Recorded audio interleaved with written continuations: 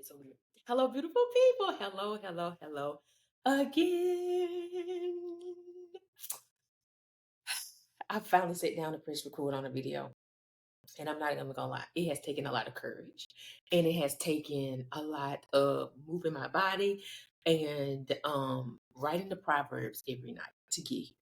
I want to be transparent, but it is not something that was easy. But I told myself I was committed to doing something creatively. So here we are. Welcome back. If you do not know who I am, this is the first video you watched of me. I am Sierra. I am a wife of a amazing, thoughtful chocolate man. And I am the mother of three amazing, audacious, vibrant, and what's that other word? Black kiddos. And so I have two boys and a girl. I just recently had my last son. He is amazing. Baby Eli is amazing. I love that little boy. He fits right into our family. I did not know that I could love another human this much. I didn't know I had more capacity, but here we are. I love this little boy. He has brought so much joy. He has caused my family to slow down. He has caused us to kind of think about the future even more than we have, and about what we want to leave for our children in so many different ways. But he's also helped me to grow even more. I have committed to this fitness journey that, if you know me in real life, I was a fitness girl when I was in the military, but when I got out of the military and I had a choice if I was going to work out or not, the choice was a no. It was a absolutely not. Now, I have started and stopped some journeys, but for these next 5 years, as I told my friend, these next 5 years are personal.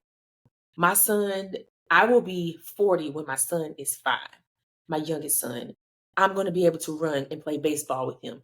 I'm going to be able to play soccer. Whatever the things are actively that he wants to be able to do, I want to be able to do those things with him. We are not here for all of the things, but I could not start this video without talking about my amazing growing family.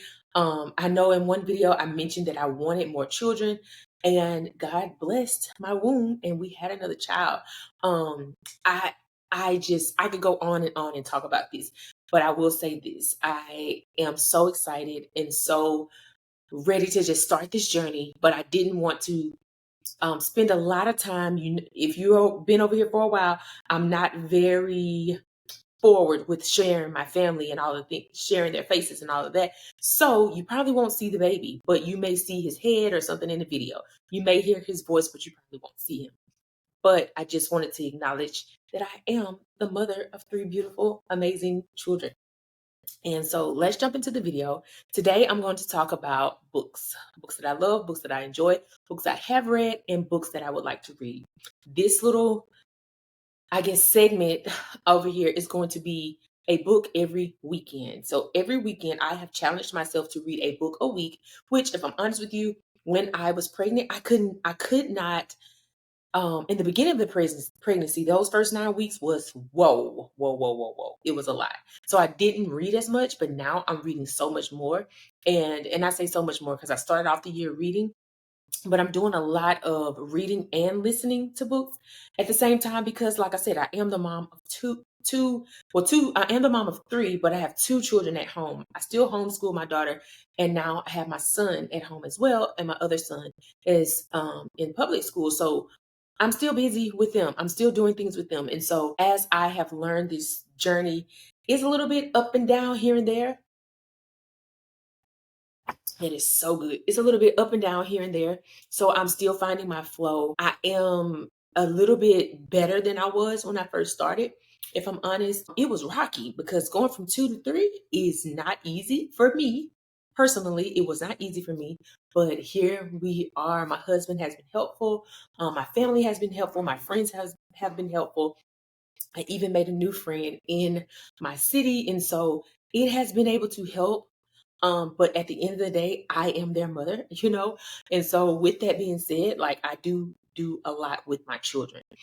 Okay, I said I wasn't gonna keep talking about them, but let me move on. I love those people. I love my little people. I love my little family. I love this little life. So the book I want to talk about today, let's just move on, is Don't Cry for Me by Daniel Black.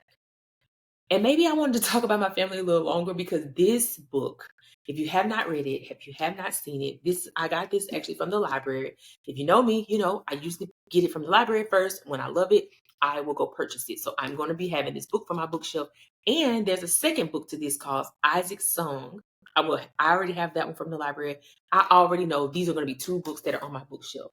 Oh my goodness, this book, it holds a special, special, special, special, special place in my heart. I have two sons and I'm married to a black man. And reading this book really not only helped me to understand history better, it helped me to understand the mindset of men who came from like I might be butchering this, but the 1950s, 1960s, whose parents pretty much were born in like, I think his mom was born in like the 1920s. And I just realized, and I've said this before and I've admitted this out loud, that I am a black woman and I have the black woman experience. But I also think that I don't know my history as a black person as much as I would like to. And I hadn't exposed myself to a lot of things besides things I had learned in school and things that had been taught to me. So now I'm realizing, like, oh my goodness, oh my goodness. I hope I don't cry in this video. And if I do, just know it is tears of joy. It is tears of resilience. It is tears of things that were spoken in this book and talked about that resonated in my heart on a soul level. This book made me feel so many things. It made me angry. It made me happy. It made me rejoice. It made me reflect. It also made me feel sad. It made me cry. Like I said, tears of joy. There were tears of pain. There were tears of sorrow. I got to reflect on things of my family, and questions that I have about the things that have happened in my family. Questions that I have about the things that I don't know about, but I know because my body knows, my soul knows something has happened.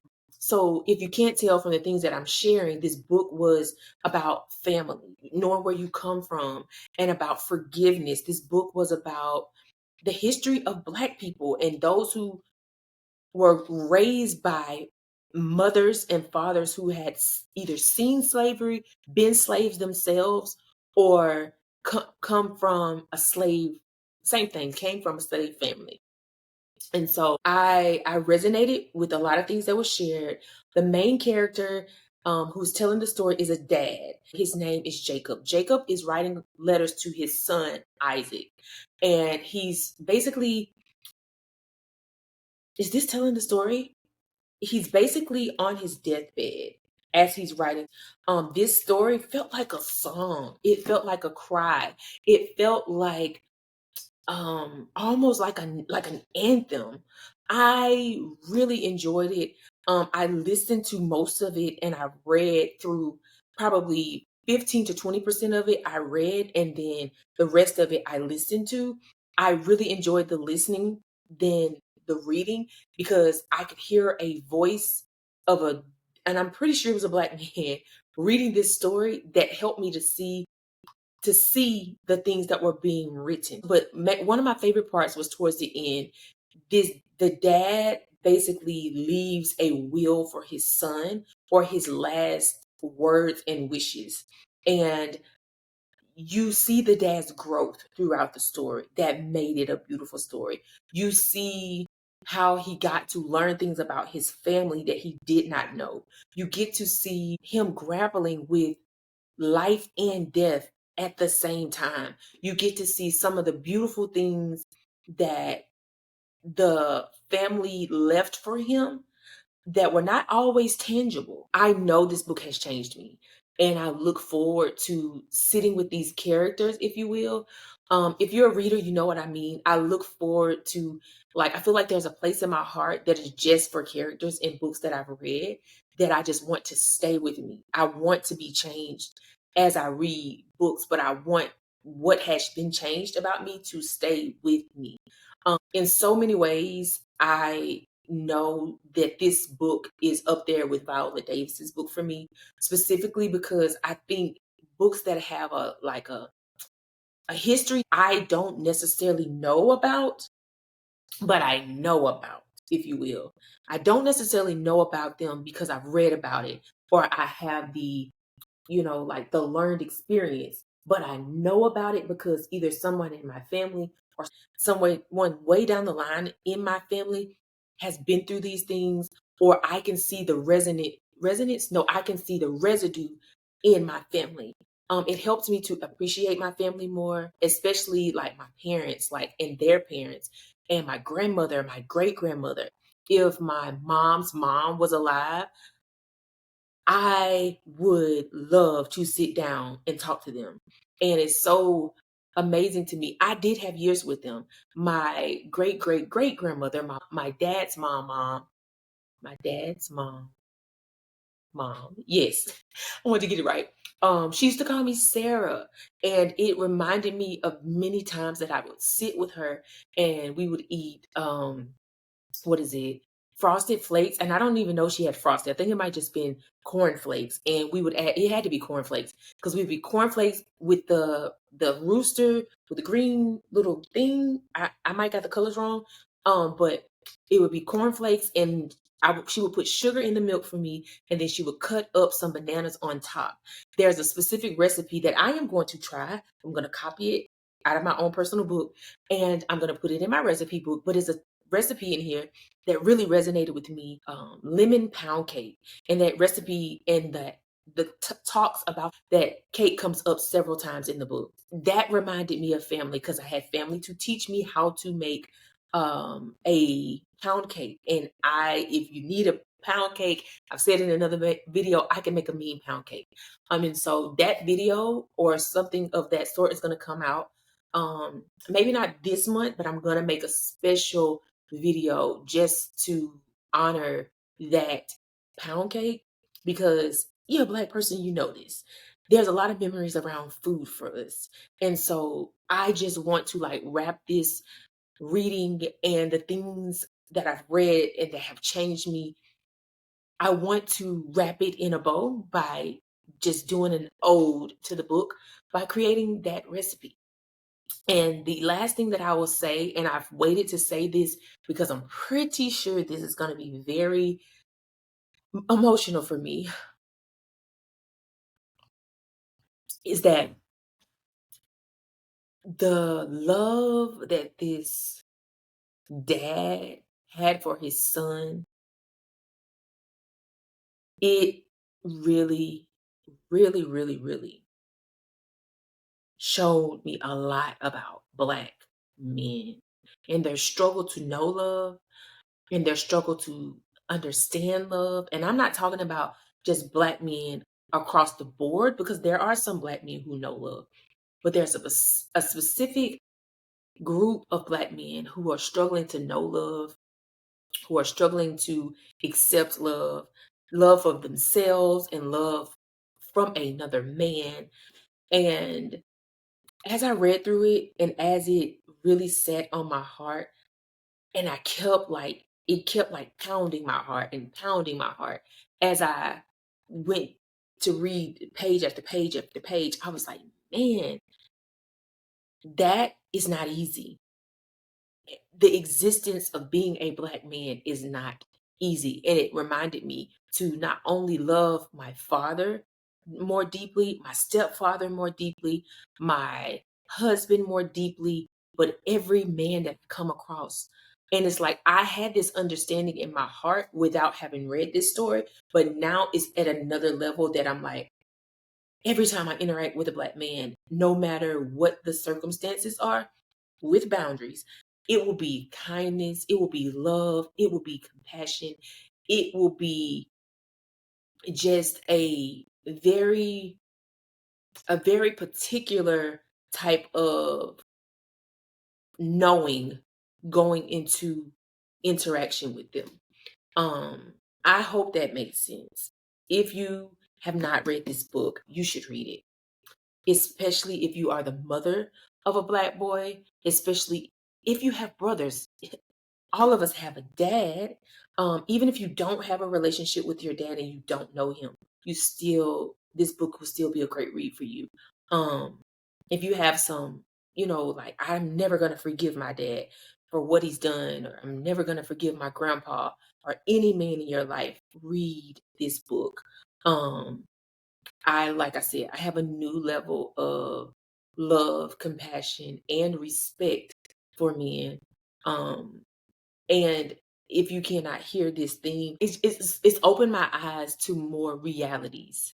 And it maybe even have healed a little part of my heart that was struggling with some things around my relationships with men. And so I am grateful to have read this book. I'm a little rusty, so I might be a little bit all over the place. Look forward to sharing more books with you. And I might share my birth story.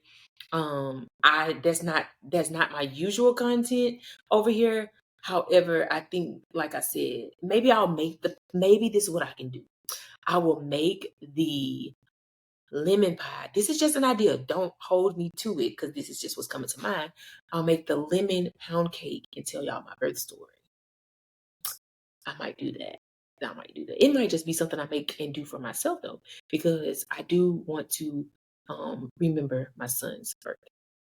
So I appreciate you for watching this video. I look forward to sharing another book with you that I have read in a week. I am very much enjoying this. And I also realized, like, what I do in a day, because I was like, I wouldn't have been able to finish this book if I wasn't focused on finishing this book. The audio for this book was like 6 hours, 6 or 7 hours, I think. And the book is actually 301 pages. So I could have finished this book earlier than a week, but with all the things, with all the things that I have going on in real life, I was able to finish it in a week. And so here we are. Don't cry for me.